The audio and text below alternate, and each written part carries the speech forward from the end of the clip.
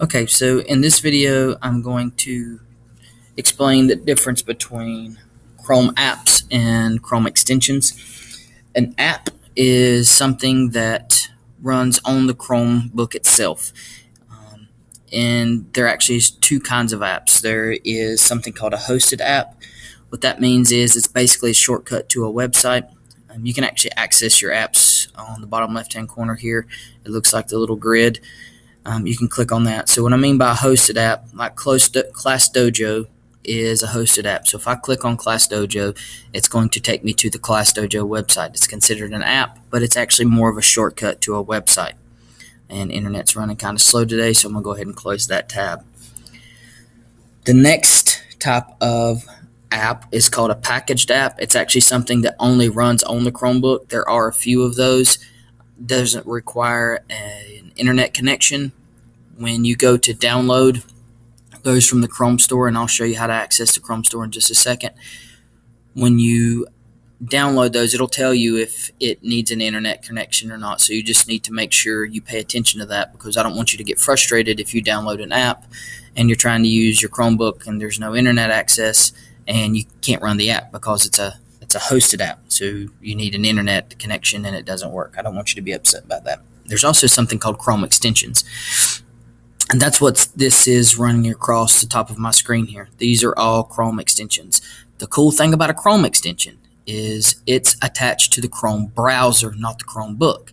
So as long as you are signed in and you have your data linked in your Chrome browser between your desktop, your laptop, whatever computer or Mac you use, all those extensions will be there.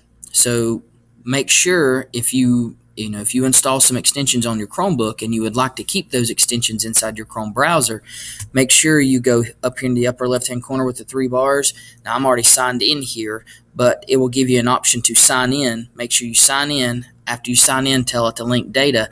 All your bookmarks, your shortcuts will be there, and your Chrome extensions will follow you regardless of what computer you are in, as long as you sign into your Chrome browser, which to me is awesome.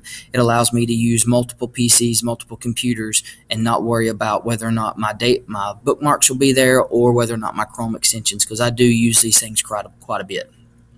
Now, how do you access those? You go to the bottom left-hand corner, and your Chrome store or web store will be right here. So if you open the web store,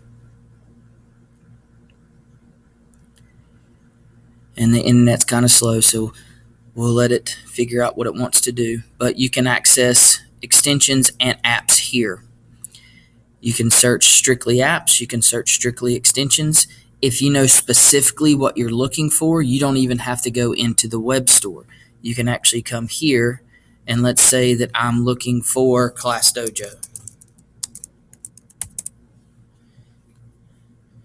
Since I already have it installed, it doesn't show up, but if you see Dojo Dock here, and it says add to Chrome, Class Dojo would be down here, and it will say add to Chrome.